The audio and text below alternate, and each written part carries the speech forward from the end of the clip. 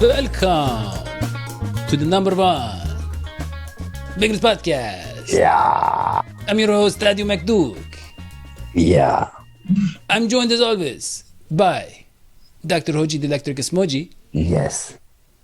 and John Ella Fitzgerald Sheeran. Oh, I yeah. ran out of male crooners, yeah, but she's great voice. Like Joe. Yes. Look, guys, introduction.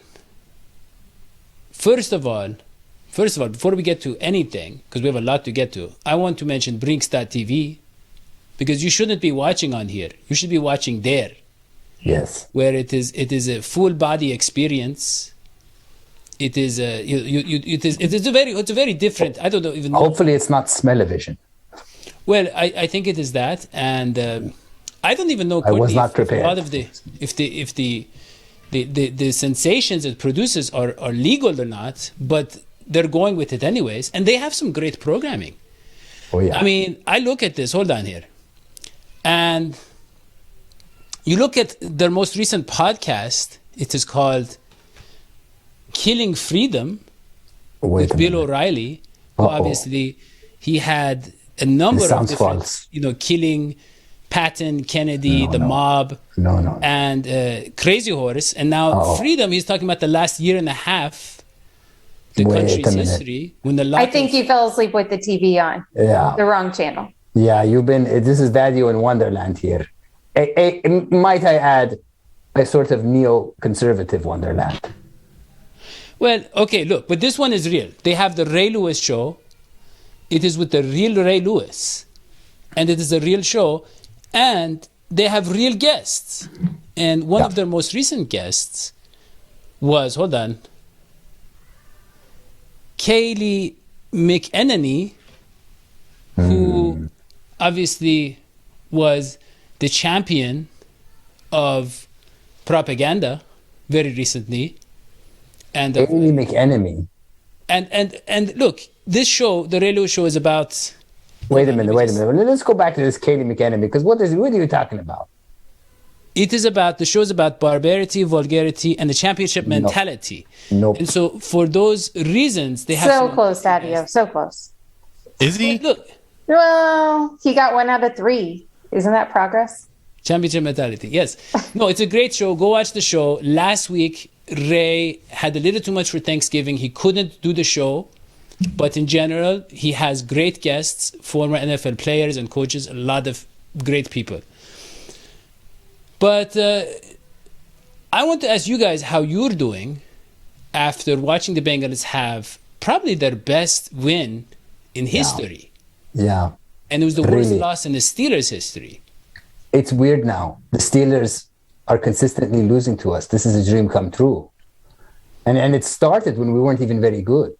That's the beauty of it. It's like now we kind of always beat the Steelers. I really like this. This is a trend I could live with. Right. So know, it the started part when that- it started when both teams were not very good, because the Steelers haven't been good in a couple years now. Right. Now they're really not good. They're So- really not good. But now let's say this. Let's give the Bengals credit, because I watch this show even when I'm not on it and I'm traveling the world doing all kinds of things for the environment. I do watch your show. I am a fan. And I agreed with you, John, where you were a little bit worried about TJ Watt. A lot of people were. Other podcasts, people were talking about the old TJ Watt and what they're going to do about TJ Watt. Everybody's worried about TJ Watt. And I thought the beauty of that game really came out when you saw TJ Watt pick up Joe Burrow and really begin to kind of strangle him.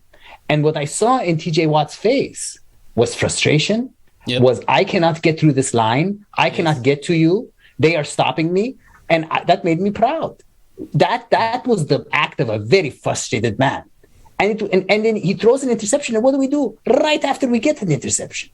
This is a team that won't go down. But my question is, so is the offensive line good now? Because if you could stop TJ Watt, wasn't that our problem, the edge rushing? I mean, have we solved the problem? I think the offensive line had an outstanding game, John. I mean, you talked about on the last show, the post-game show, how they were moving people, getting Mixon those nights. But Mixon, had a great game himself, right? Oh, yeah. After the first hit and all that. But the pass blocking, it wasn't perfect. But I never felt like Joe Burrow is in trouble. And from the beginning of the year, all we ever heard was, how are they going to handle the Pittsburgh D-line? John, I mean, O-line assessment? you didn't really feel that way against the Browns a couple weeks ago, right? No, I He was didn't. he was under duress a lot because Yes. they didn't have a high-powered running game to rely on. They didn't get consistent push in the run game against the Browns' offensive line. It's far from over. Like, they still have to play the Browns again. Their defensive line still just as dangerous. They did a great job handling T.J. Watt. They used C.J. Uzoma and Drew Sample to chip him off the line, help out Riley Reef at right tackle. And I think the fact that they were so dominant with the run game and they didn't have Joe Burrow dropping back and being under pressure as much, I think that definitely helped. Okay, so here's the question for you. This is a team that has looked amazing against the Ravens and the Steelers and really good against the Raiders and the Packers. Why the Browns? The Browns are not that good. We talked about this. What? It was a bad but matchup. explain. It was a bad No, matchup. but is that going to happen again? No, Hoji it's needs not. to know. It's not. The heart Look, must the Browns game and the Bears game were the two games where Burrow tried to do too much and John, it backfired. agreed? He's never going to do it again. Joe Burrow He's never didn't play going to do it defense again. against the Browns. John, you are distracting. Are from the Browns that good, John? positivity. They're not good, but they are matched up really well with the Bengals. It's not like they're void of talent. They just have a bad quarterback right now who's injured. Yeah. So Right. look, here's the thing. Okay. We are rolling. And Roll we it. have a matchup against the Chargers. The coming up. Chargers. And in preparation of that, I want to bring in Yes. the man, I have been waiting for the this man. host of the Believe in the Chargers show, along with Lorenzo Neal. I former charge my Bengals- car every night. Former Bengal fullback Lorenzo Neal, who, yes, and Fernando Ramirez is the other host, and he is here with us today. Hello, Welcome. Fernando. How Fernando, are it's great to have you. Hey guys, thank you guys so much for having me on the show. I'm excited to do this and to be on. Now, were you saying Joe Mixon or were you saying Nixon? Because the way this show started, I was wondering where you were Wow. going with it. You are quick on the trigger. You have picked up on the subtle guy undertones. knows. Yes, you picked up on the staunchy, Both have fermenting. a special place in my heart. But, Yeah. but so, No, Fernando, did you know that my middle name is The Electric and you are believing the Chargers? We both love electricity. Oh, look at how that. do you know they don't mean charging people money, which would Oh, that's be true. my middle name. MasterCard. Yeah, okay. That's But true. look, so Fernando, you host the show with Lorenzo Neal, who he was supposed to be on the show, but he could be on the show. We could might see, come on the show. He might come on the show. It depends on if, because I think he came and he had all of a sudden he had a stomach pains once he saw the show. Yeah, He it had to happens leave. to a lot of people. Lot We of have a people, special. They we run have a away. They yeah. run away. They're holding their backside and just run straight to the bathroom when they see the show. There is a. You read the fine print. This show can cause diarrhea and constipation at the same time. So you're telling me after this show, I'm gonna have to run to the bathroom? Maybe during. Depends on how strong your stomach is. Yes, but Lorenzo, we hope he's fine and we hope he can be on the show because it's going to be great for ratings. And we want to see him too. Right. But Lorenzo, very impressive man, 4-time Pro Bowler. He blocked for I think 11 1,000-yard rushers, including Corey Dillon in 2001. Wow. This man was so big, 5'11", 735 pounds, that I could get 1,000 yards running behind him. You just listed Hoji's weight. Yeah. Come on, man. I got man. that What are you talking about? From Wikipedia. But I could literally run behind him and get 1,000 yards. That is how big this man was. And how You good he literally was. can't run. Well, he played like he weighed 700 pounds. I mean, how big he was and how he was able to open up those holes. So you're not wrong. See that? But no. But let's talk about you. And you are the writer for Sports Illustrated. I read your bio. Deion Sanders. He is jealous of your hairline. Wow. And as am I. And this guy, I mean, he's a superstar, Fernando. So tell us about what you do and where you do it. Not a superstar. I appreciate that though. I appreciate the intro. I've been around the Charger organization since 2013. before I did internships, working around on their Spanish radio broadcast team, helping with post-game interviews, and slowly but surely working my way up and living the American dream, honestly, right now, getting to cover the team, writing stories about them, following them on a daily basis. So it's a pretty fun atmosphere, especially with some of the guys that they have on the team, Derwin James, Justin Herbert, Joey Bosa. So it's definitely a lot of fun. Yeah, all that work just to be interviewed by two puppets, No. No. That's no. I'm the puppet. They're the masters of this. Wow. Oh, thank you so much. But you talk about the energy of the team and all the excitement. And I'll be honest. So I went to the Chargers Bengals game, 2018, I think. Jeff Driscoll was the quarterback. And in anticipation of the big stadium and all the energy and all the noise, I maybe, I kind of ate everything on the menu at Taco Bell. I was thinking no one's going to ever detect anything. Because of the noise. They want, and so I go there, and I'll just say it's one of the most embarrassing days of my life. That stadium was way too quiet for what. Yeah. He thought he had like a fart buffer.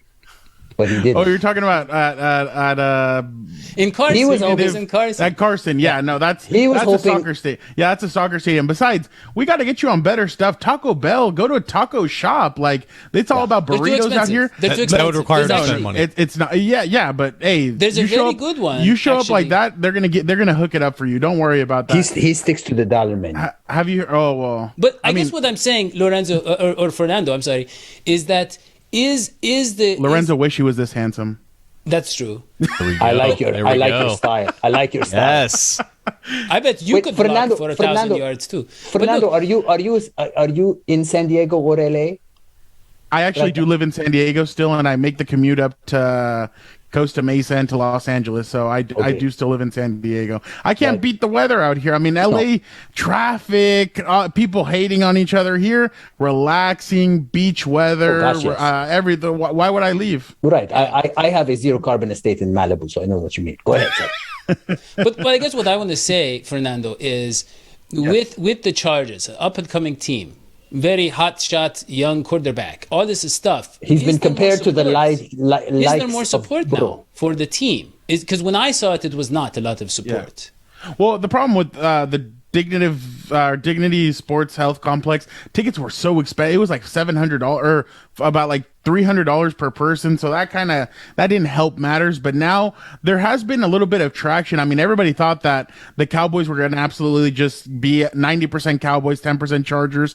It was about 65% Cowboys, about, oh my God, my math, 35% Chargers. So they've slowly but surely been gaining more and more love in the city of Los Angeles. It's hard, man. It's hard when LeBron James is here, when the Clippers are doing their thing, when there's other teams here, the Dodgers. It's hard to really put a stamp in it, but the Chargers are trying hard. They have a new, fresh, young quarterback. It's not Phillip Rivers, who came up from San Diego and really didn't embrace the LA culture. It's hey, Justin Herbert's here. He got drafted here. He is now the face, basically, of Los Angeles. So, I mean, he's the face of the Charger organization. Yeah. So, I mean, it does help. It does help having a young quarterback like him, and really hit the numbers that he's putting up. I mean, fans are excited for him. And obviously, you add in Keenan Allen, you add in Derwin James, you add in Joey Bosa, you add in Mike Williams and Austin Eckler, and there's some more fandom getting, and then Rashawn Slater as well. So they're starting to gain a little bit more, but it's one of those things that's going to take time. You can't just snap your fingers like Thanos and create all these new fans. So it's going to take some time, but it seems like the Chargers are up to the task of trying to build their fan base up here in LA, but a lot of their fan base is still from San Diego. A lot of the people still make the drive. I'm driving up to the stadium on Sundays, and I see Charger fans right next to me, way down here in San Diego, making the drive up there. So it's a little bit of love from San Diego, and then obviously some love from LA as well. Yeah, well, let's talk about Justin Herbert. Yes, because the official draft, a scouting report on him was, and Joe Burrow was choosing between the two, was a slingy and the brain, right? He slings the ball downfield. Yeah. He likes to just throw the ball. He has a strong arm, but he doesn't know where the ball is supposed to go. He doesn't know. He has no plan. No. But Joe Burrow, he dissects the defense. But I mean, Justin Herbert's been so much more than that. I mean, he's really grown. He's got sports smarts. So tell us about his current, status as a quarterback. Where is he? Where would you rank him? Where does he need to go? I mean, I have him in the top 10 of the NFL. Just the way he's kind of grown from last year to this year. I mean, yeah, obviously last year there was a lot of negative talk on him.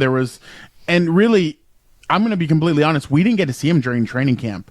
We never saw him practice with the first team offense, first team defense. So when he came out against Kansas City and he balled out, we were taken back as well as the media because we never got the only time he ever practiced against the first team. Melvin Ingram picked him off on the first play and ran it back for a pick 6. And then Anthony Lynn was like, okay, I've seen enough. I don't need to see more. So it was a rough start, but he really came in. And I mean, having weapons like Keenan Allen, Hunter Henry, and Mike Williams helps, but he really has taken it himself and he's kind of rolled with it. If you guys look at it, I think Joe Lombardi is now his 6th offensive coordinator in the last 6 years. Brandon Staley is his 5th head coach in the last 5 years. So there's been a lot of turnover with Justin, and for Justin to be able to succeed in every single offense that he's been in, put up the numbers that he has, it's really impressive. And it helps him, but at the same time, you want to see what the kid can do when he has the same offensive coordinator and the same coach going into the next season. But obviously, it's this season. He's really learned how to read defenses. He's learned how to kind of slow down a little bit and not go too fast. So he's really taken command and he's become more of a leader this year. When you heard the guys last year, they said that slowly but surely he was trying to make his way and his voice known. Now he's really become a leader. He's the one that calls the plays, obviously, and he's the one that makes all the calls. And if he wants to check out of stuff, he checks out of it with confidence. So Justin's really taken a huge step forward this season, and like you said, he really got a lot of unfair hate last year coming out in the draft with his personality doesn't fit, he's gonna be a bust, he's this, he's that. It just Justin's different. And that's the thing. The NFL doesn't like different, and Justin's just a different human being. So it was hard for the NFL to really realize what kind of a guy he was, but he really is. He's a good young kid who's just really trying to play quarterback, and he'll let you know. He's like, yeah, I'm just here to play the quarterback position. I'm just here to have fun and obviously try and be the best teammate that I can be. So he says all the right things and he plays well. So that's the most the Chargers can ask for. And then going from Drew Brees to Phillip Rivers to now Justin Herbert is a good indication on how the franchise has done drafting quarterbacks last 3 times. Well, I mean, look, Absolutely. here's the thing. Here's the thing. I do like Justin Herbert. I like his style. I see a kind of freewheeling kind of surfer dude throwing the ball kind of thing. But I don't know about the receiving depth on the team. I feel like it's shallow. I feel like that's always been an issue, especially when you compare them to, let's say, I don't know, the Cincinnati Bengals, where we have Jamar Chase, for example, and the other receivers have really stepped up, T. Higgins and others. I mean, it's just been an amazing receiving core. So I think, I mean, yeah, there's quarterback and there's who the quarterback throws to. And I think that's going to be one of the key differences in this game, personally. Well, sure, we'll get to Can you read predictions. my mind? I think you can read my mind. I was reading it. Yes, I can. Yeah, I can. think I you technically did, can. Yeah. I'm sure you can, because that's been one of the issues that I've pointed out this season about this Chargers team is that they decided to go with Jalen Guyton, who last year was good. He'd have 70-yard touchdown catches. He'd do different things, but he was only good for 1 catch a game. Right. He really doesn't. He really doesn't make more than 1 catch. Josh Palmer, rookie. He's still slowly adapting to the offense. So they've really needed a third receiver. The Raiders game, the Raiders decided to take away Mike Williams and Keenan Allen. Everyone else stepped up. Against the Ravens, they did the exact same thing. Nobody else stepped up. Jared Cook didn't step up. It was just the offense had a terrible day. So that's what I've been saying about the team, that they need a third receiver who can really burn them down the field. That's why I said if Devontae Smith would have landed into their lap and Rashawn Slater was already gone, hey, that'd be a good, and people are like, receiver, what are you guys talking about? Hey, a receiver like Devontae Smith with Justin Herbert would have been very good. But obviously they got Rashawn Slater. Rashawn's probably going to be an all pro or an all pro rookie this year. He's been a very good left tackle for them, but they are missing that third receiver, and they're missing a second running back. They don't have it. It takes a QB coach to know these things, and luckily we have a coach who has some experience as a QB coach, and he knew that Jamar Chase was the right pick, despite what the media was saying and despite all the criticism. He knew that Jamar Chase would make the difference. I mean, we know that as QB coaches. I was a QB coach once. To go ahead, Daddy. Sorry. I can tell. Right. But speaking of not having things, Fernando, we over here at the show, we try to be content, but there's a lot that we don't have, and that is why people donate. They donate to the show, and some people have become members. It should be recent membery. Because we have people who have become members of the show, which you can do when you go to next to the subscribe button. And I didn't know we had members, okay, until I started noticing all this money coming into my bank account. I was like, whoa, what is this? And so, and so we have Natty Jungle, who became a member of the Trey Hendrickson tier last week for $9.99 a month. It is a discounted rate from the Patreon tier of $10 a month. This is $9.99 a month, and so Natty Jungle obviously been a long-time supporter of the show. We love Natty Jungle. Oh yeah, and I think Hoji, you saw him recently. Well, it is a very interesting story, Daddy, because the thing is, Daddy, how much I have long loved the hosts of the NFL Fox, on Fox. Yeah. And it's weird because the thing is, I love Fox. Well, let me just say, I agree. I love Fox. And it is not without a touch of news. But no, I don't love the news. The thing is, I agree with you.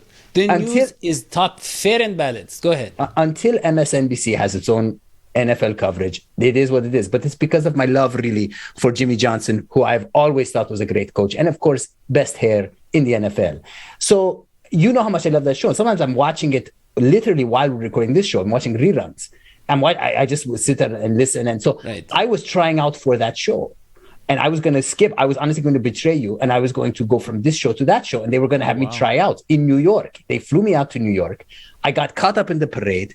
I run up to they were going to give me like one hosting gig to see how it goes, and someone is pretending to be me. Now, if you could pull up the picture, I'm like, who is this? So they say, this is me. I took this picture. They wouldn't let me through. They said, oh no, Hoji, Dr. Hoji is already here. Dr. Hoji is already here. I'm like, no, I'm not here. And so then I go up and I start talking to this guy. I start talking around, like, who was it that was trying to replace me? And they're like, oh, his name is, this is Big Louis Kleminski. I'm like, Big Louis Kleminski? Who's Big?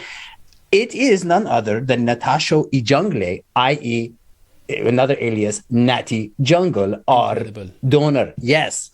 He is amazing detective work, by the way. A con artist who impersonates me. I call him out. He doesn't get the job, of course. I don't get the job, but we go to that coffee shop where Jerry Seinfeld and Larry David first started their show. Fictional. Sitcom. Yeah. We go to that. It's real. And I go to that cafe and we decide, hey, you know what? He's such a good storyteller. We're going to record the pilot about a psychic and a vegan, and I'll be playing the vegan, and a con artist played by Natasha Ijungle, Natty Jungle. Amazing.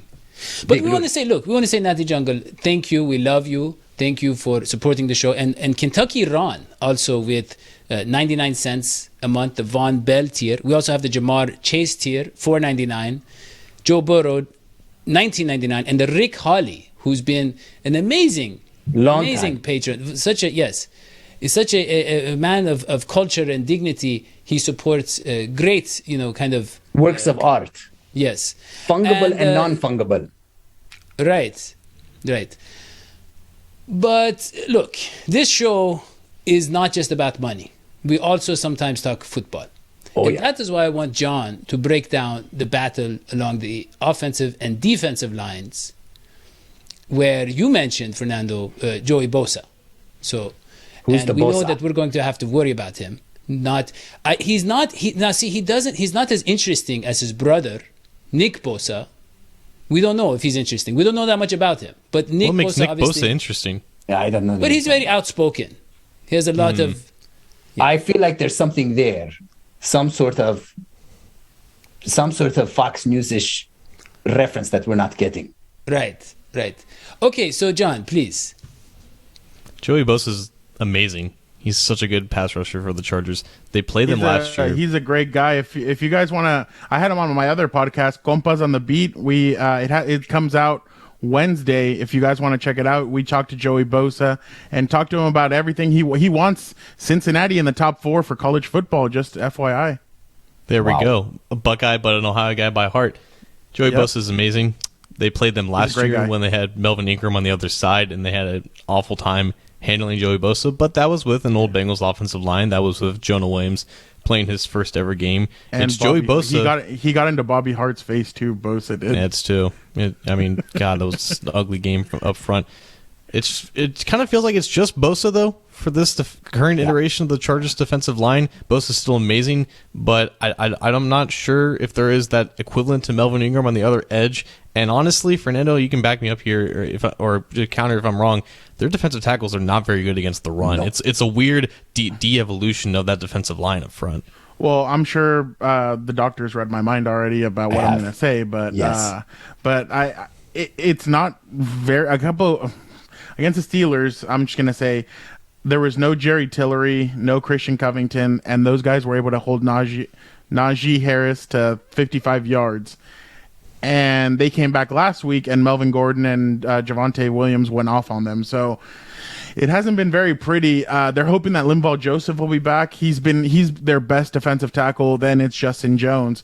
Linval has been on the COVID list, and they expect him to come back maybe this week. And you're right when you say that Joey doesn't have that kind of equal on the other side. It has been it's been Uchenna Nwosu, it's been Kyler Fackrell. They haven't really been able to get going. They've even tried Kenneth Murray, their first-round draft pick, out there. It's been a little bit rough for him too. So that's why they started moving Joey around. So against the Patriots, they went in saying, hey, we have a plan. We're going to move you around, possibly put you over the guard, over the center, maybe move you around a little bit. And Joey's like, okay, cool, great plan. Because they keep on chipping at him. Every single play, the Patriots chipped at Joey. And you could tell Joey was notably frustrated. And they didn't move to the guard. They didn't move him over the guard. And he's like, well, what's going on? Like, why didn't we use the play? So ever since they started using that, in the last 4 games, he has a sack in each of those games. And he really has been on a tear. And the only problem is they don't have somebody the opposite side of him. And then it's funny because I saw, obviously everybody watched the Michigan-Ohio State game over the weekend. And some fans were like tweeting at me, hey, do you think the Chargers would get one of these pass rushers from Michigan? I'm like, whoa. The season's not over yet. What are you guys talking about the draft for? Like, not even the Super Bowl's gone by. And, we're already looking at the draft. And I'm like, whoa, relax a little bit. But It definitely, Joey is still Joey Bosa. It's just without that other guy on the opposite side of him, it has been a little bit tough for him.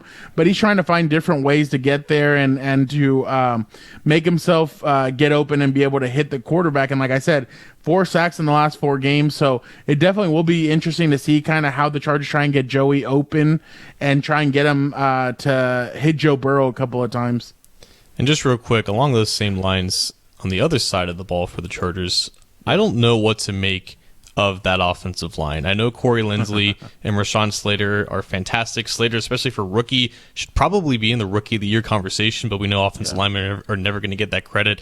Other than that, I know there's been some injuries like at guard, and Storm Norton has been, Storm Norton at right tackle. Like, what is the situation there? Is it just been Linsley and Slater just picking up the slack for the other guys? It really, honestly, I'm going to throw in Matt Filer in there. Matt Filer, that whole left side, when Matt Filer is there, that whole left side has been fantastic for the Chargers. It's the right side that's really hurt them. Storm Norton, Michael Schofield, and it's not like I've said, it's not their fault. It's just the fact that the Chargers had injuries. They don't have the depth behind them, so it has kind of hurt them in a sense. So yeah, it's been that right side. I mean, last week Bradley Chubb lined up over Storm Norton basically the whole game because he knew that that's the way he was going to get in. He probably wasn't going to get in through Rashawn Slater, so he went to the other side, and he got through a couple of times. He didn't really he didn't get a sack or anything, but it has made life hard for Justin Herbert. People are like, why is he throwing? It's been mid-range and kind of like anything from 20 yards down, that's what he's been throwing this season. And people are like, why isn't he going down the field? Well, the thing is, last year, he threw it down the field, but he was taking massive hits. The Chargers do not want those massive hits to be taken by him. So they're like, yeah, no, we're not going to let you take those massive hits. We'll do intermediate routes. We'll do small stuff and kind of build our way up. But I think at one point the Chargers have to really, they have to let it go a little bit and let Justin kind of cook down the field, because it's hurting them at one point where you're looking at the offense and you're kind of like, dude, what's going on? Like, why are you not throwing down the field and letting Justin kind of do what he's been doing? But it's basically because of the offensive line. Like last weekend, Justin took 10 hits, was pressured 19 times, and he was sacked 3 times. So, I mean, and Matt Filer obviously didn't play in that game. Well, Fernando, how do you sir. see the Bengals matchup, Bengals game against the Chargers playing out? What is are you asking me for my prediction? I'm asking you for your prediction. Yes. Okay. Well, I see the Cincinnati Bengals winning. Oh yeah. On Sunday, but I'm gonna be completely honest though. The Chargers are one of these teams that when I pick them or other people pick them to lose, that's when they play like they've never played before.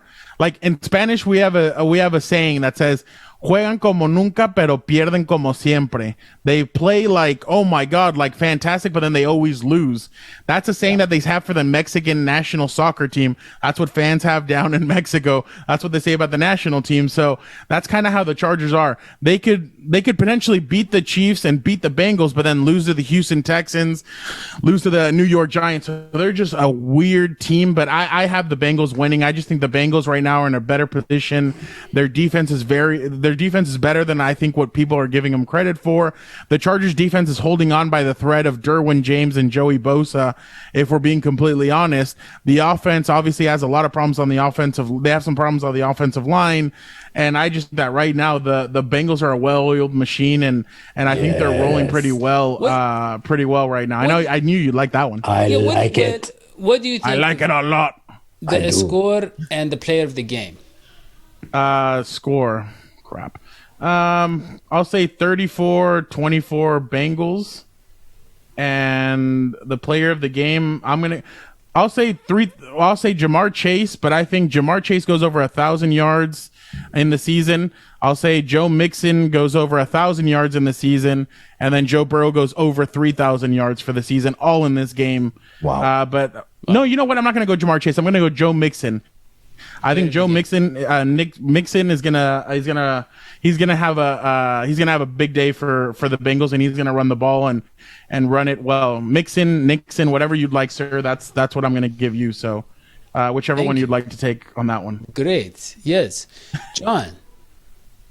Man, I kind of stole the analysis there. Like the Chargers, I think are better than what they've been doing in recent weeks, and I think he's got a point. Whenever we think that they're not going to do so well, they end up surprising people. And of course the Bengals are on the other side of the spectrum right now. They're coming off of a great win. They're still going to be at home. We've seen them not necessarily handle success and hype necessarily well earlier in the season, but now I think you have to hope that they've kind of learned from those mistakes and take it to the next week and play still, I think, a very talented team. Justin Herbert can easily pop off in any one of these weeks. He still has weapons that the Bengals have to account for. I think this game is going to be close. I feel like I've said that for 9 of these 11 games, and most of them have just ended up not being close in favor of the Bengals. But I think the Bengals squeak out a win here. I think something like a 27-24 win. Did they lose in New York, or did they lose in Cincinnati in that Jets game? They lost to New York. New York, okay. John, did you say a player of the game? Not by much. What if I don't say a player of the game? What are you going to do, Daddy-O? Why should I make an arbitrary player of the game? Like, what are you going to do to Fernando if Joe Mixon's not the player of the game? Exactly. Like why does there have to be a player of the game? Why can't there be multiple? Why can't there just be one side of the ball playing well better than the other? Why can't there just be one team? There is no player of the game in team. know? Yeah. John, it sounds like you With have that said, problem. Joe Burrow. You have a okay, thank you. Because I was worried. It sounded like you have a problem with a strong leadership and people rising to the top, and it sounded like communism for a second there. But I just wanted to make sure.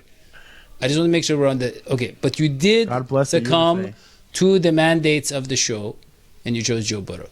Hoji. Well, this is a really tough one, and I'll tell you why. Because the Chargers are as unpredictable as the Bengals have been, really. I mean, the Bengals have done better, I think. But if you look at the teams the Chargers have beaten, that's a surprise. And if you look at the teams that have beaten the Chargers, and even in one case, not even allowed them to score, right? The Seahawks didn't even get 1 point against the Seahawks. That's kind of crazy. So it's a weird and unpredictable team. But when I look at the weaknesses of these Chargers, I look at the lack of depth on the receivers. I look at they don't really pose much of a risk to our offensive line. I look at all those factors. And then I look at the momentum that the Bengals have. I think this could be a big win. I think we could be talking, low digits Chargers, maybe 6 points, maybe 3, and high digits Bengals, maybe even in the 30s, let's say 32.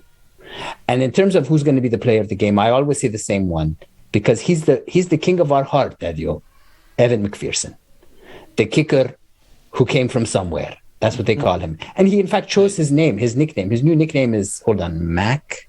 What was it? Hold on. He chose his nickname. Yeah. No. He just chose a nickname for himself. He did announce which you cannot do. It's not how that works. But John, what was it? I don't remember. Hey, the Chargers kicker tried to do the same thing. He called himself the Money Badger, and look, now he's on the Colts. So yeah, you don't pick your own. You don't pick your own nicknames. You have them. What if you're baptized as with your nickname? What if you've already kicked 10 50-yard field goals and you're only like 17 years old? I mean, the guy's amazing. Crazy leg. Yeah. Well, if you want to know my prediction, guys, I would say, and I'm going to be honest, like Fernando, it's going to be a close game for the Cincinnati Bengals. Oh, no. Really? No, it is. It is.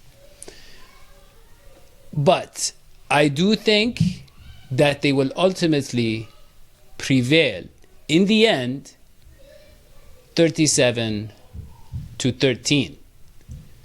Okay. Yes. That's what I see happening. Is that a missed field goal missed extra point you're imagining? No, I think they get a couple of field goals. Yeah. Okay.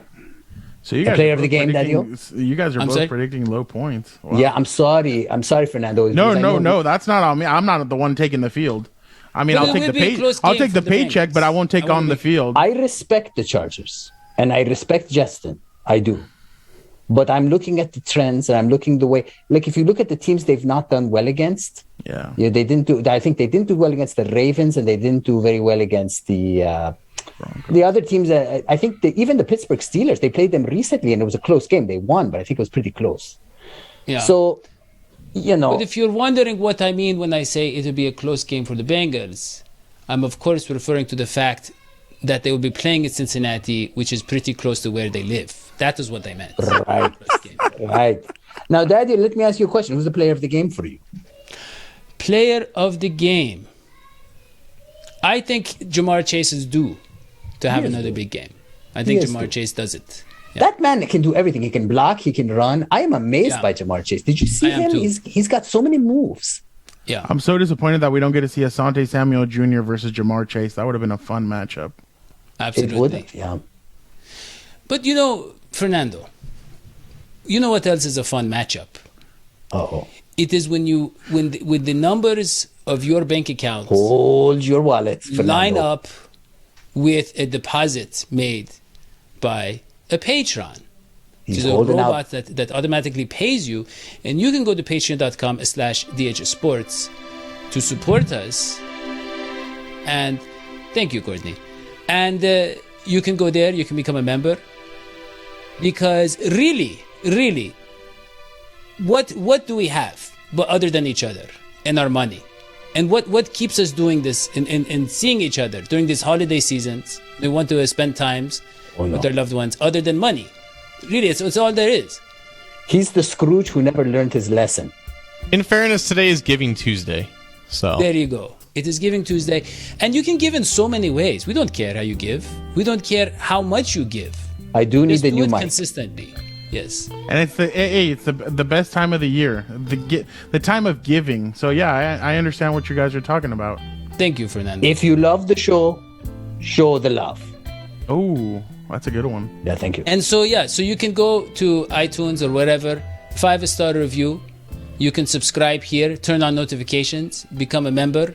You can do super chat. I love the super chats. I love the super chats. Leave I would say this. The super chat is the opposite of What is the supersizing. super chat? What is the super So chat? you know when you supersize, you're getting Okay.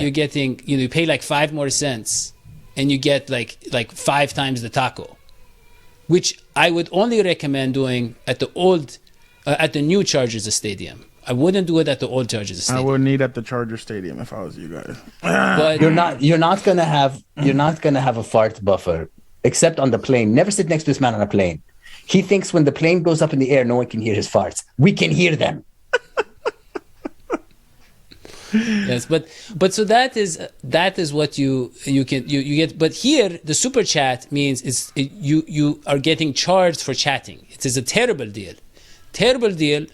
But somehow we have all these people, Rick Hawley, Razmataz, they're just paying to chat. They don't know they can chat for free, apparently. They're paying for the super chat. So that's what the super chat is. I think you've gotten something wrong, but I can't figure it out. Definitely go to Believe in Chargers and subscribe. Yes. And Lorenzo Neal and Fernando Ramirez are the hosts. It's an amazing show, insightful, funny, fun, entertaining, engaging, all the other words. And just do that, and you can go to his Sports Illustrated, and you can follow him on Twitter. And that is it. That is all we have for this show. Wonderful. I appreciate you guys having me on. We appreciate having you on the show, Fernando. For Fernando Ramirez and John Sheeran and Dr. Hoji Electric Smoji, I'm Daddy Matuk. We will see you next time. So long, Esfiti Pies.